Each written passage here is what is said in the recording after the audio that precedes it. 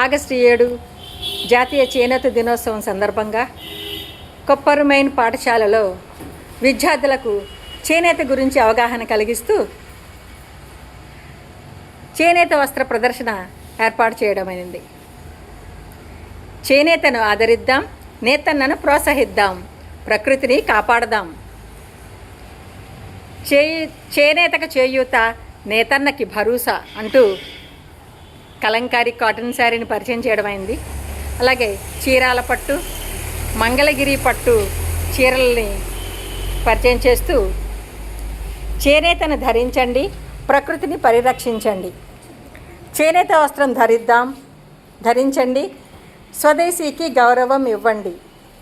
చేనేత మన గౌరవం, చేనేత మన సంస్కృతి, దానిని కాపాడడం మన బాధ్యత అంటూ కాంజీవరం పట్టు చీరని పరిచయం చేయడమైనది.